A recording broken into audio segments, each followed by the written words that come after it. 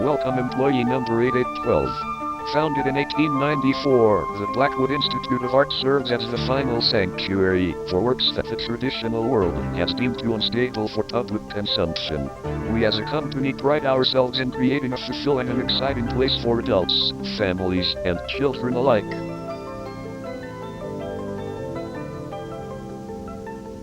That take a keen interest in art history with exhibits from the 16th century, 17th, 18th, 19th, and early classical 20th century works. Here you will find galleries fit for ancient, Meso-America, Native American, Gothic, abstract, and surrealist art. Our philosophy for staff is based on active custodianship, where our staff does not merely watch the art and care for it, but ensures the art remains within its intended boundaries.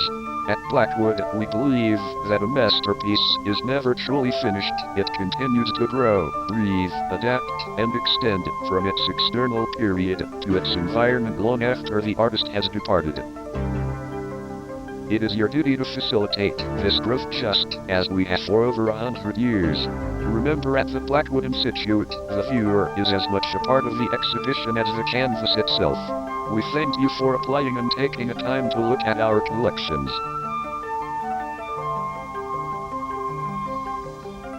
What is Romanticism?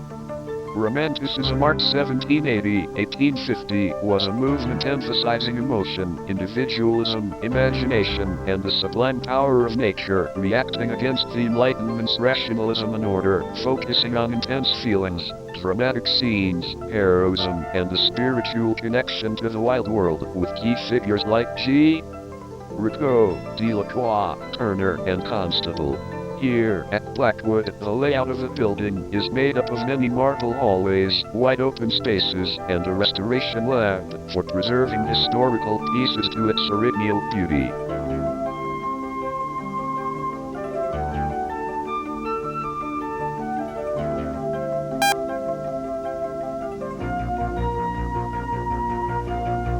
Elias Thorne, born on September 16, 1812 in Newcastle, England, was an isolated figure of the late Romantic period.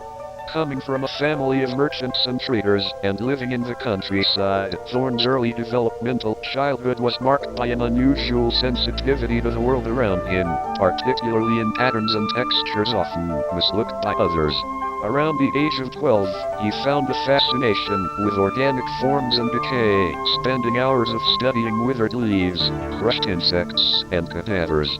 He began painting at the age of 16 and was known for pastoral landscapes, unsettling figures, strange depictions of animals, and used the warping effect of visual illusion that make the paintings seem to move in his works. He did not use typical artistic items during his life, such as arcilix or aigouache. After his parents' death in 1832 from yellow fever, he took a carriage to London and purchased his work studio in an old manor near the harbour of Blackpool. During this time, instead, he adapted rust, unconventional substances, such as earth or mortared stone powder. At a handful of galleries that Thorne attended, locals who saw a few of his pieces claimed that they were created from fowl from the slaughterhouses and were technical due to the intense brightening of the crimson hue, and he was eventually banned from hosting since, though there is little evidence to support this truth. Around the 1850s, when he was in his middle years, Thorne began creating the Red Paintings, a collection of 16 pieces of artwork that we are lucky to have here at BlackWood Institute today. The Red Paintings represent eternal vitality. Unlike his contemporaries, Thorne viewed the canvas as a gateway. He famously abandoned store-bought materials and started formulating his own proprietary binders in his cellar of his estate, cellar of his estate, cellar of his estate, cellar of his estate, cellar of his estate.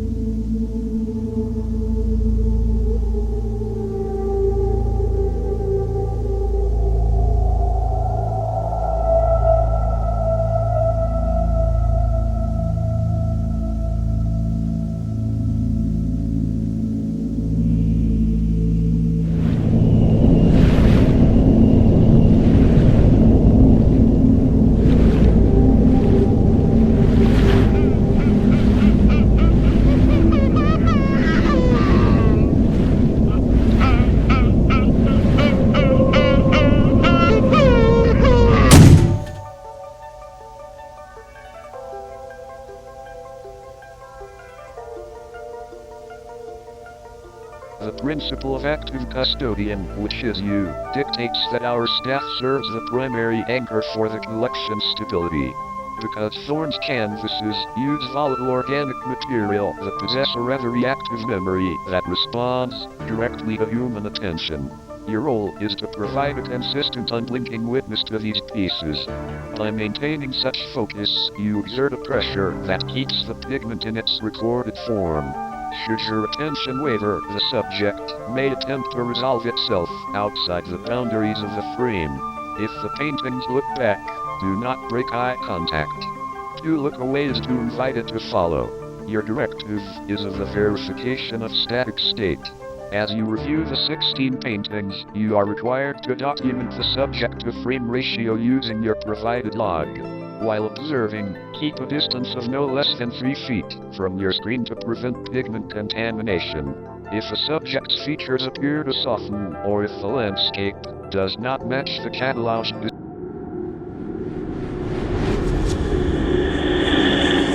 description, mark NO on your assessment sheet and remain at the computer. Do not attempt to wipe the glass if you see dark leaking fluids from the corners.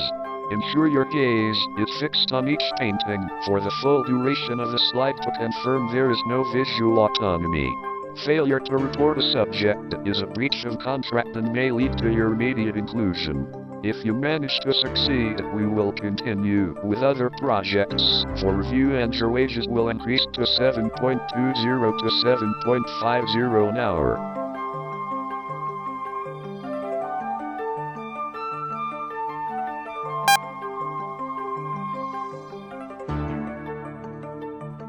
You must look for these anomalies.